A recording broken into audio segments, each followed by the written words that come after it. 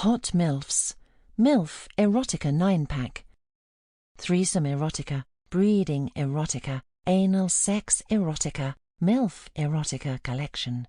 Written by Tori Westwood and Nicki Menage. Narrated by Kelly Morgan, Allison O'Keefe, Edie Olliver, Cherry Jett, Sierra Kline, and Sallybeth. "You sure I'll be okay down there?" Clark asked that Friday evening, staring across the dining room table and pushing his food around the plate with his fork. "Isn't it kinda dangerous?" "Not if you're careful. I've been scuba diving for almost 30 years, and I've only seen something go wrong once." "What was it?" Clark asked, his blue eyes wide with curiosity. "They came up too fast," I said, "which is something you don't want to be doing." I looked across the table at him and stopped eating. "Just remember to keep breathing and look at me for cues. You'll be fine. You've been breathing these past 19 years, right?" Clark swallowed audibly. "I won't let anything happen to you," I said, pushing my chair back and moving across the table to kiss his soft blonde hair. Clark looked up and forced a smile as I smoothed the hand over his cheek and hugged him to my stomach. Clark had moved in with me at 18, and it's fair to say I kind of doted on him. I think the age difference between us went some way to helping that. I was a little over 40, but thankfully it didn't bother Clark too much. I never wanted to force my profession on him, which is why it had taken me so long to even suggest that he come out there with me.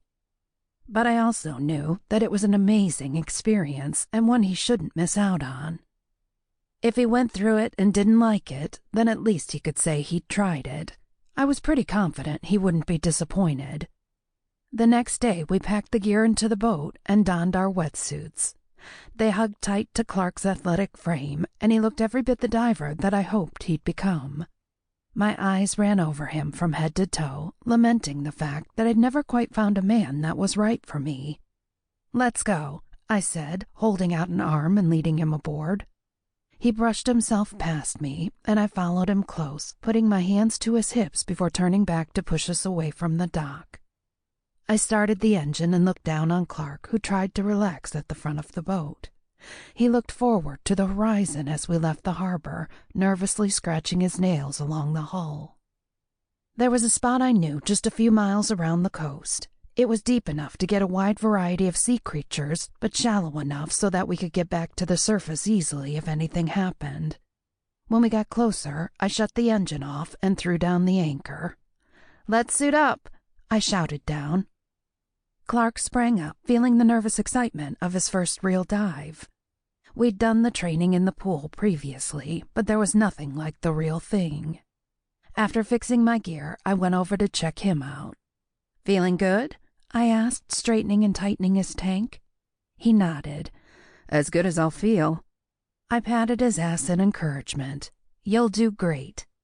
We did the last few checks and sat on the side of the boat, ready to submerge.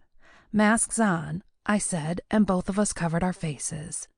I made the signal, and the pair of us fell back into the water, crashing through the surface and entering the underwater world. I looked around immediately for Clark, who was dropping with me. I swam closer to him, and when we were a few meters down, I fixed the buoyancy to neutral. We hovered in place and finally took in our surroundings.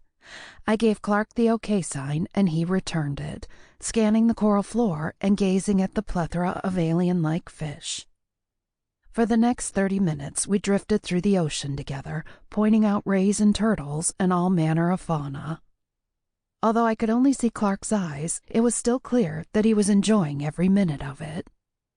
After a while, I got his attention and pointed him towards the surface, changing his buoyancy again so I could rise with him.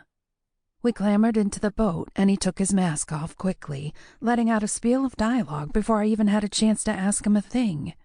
"Did you see the rays, Anna? And the turtle? And was that a reef shark? It kinda looked like one. I've never seen anything like it.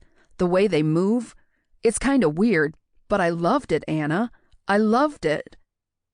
I laughed and put an arm around him, hugging him close to my big breasts as he jiggled excitedly. "Glad you enjoyed yourself, honey," I said, kissing his wet hair. "I knew you would." "Thanks." Sample complete. Ready to continue?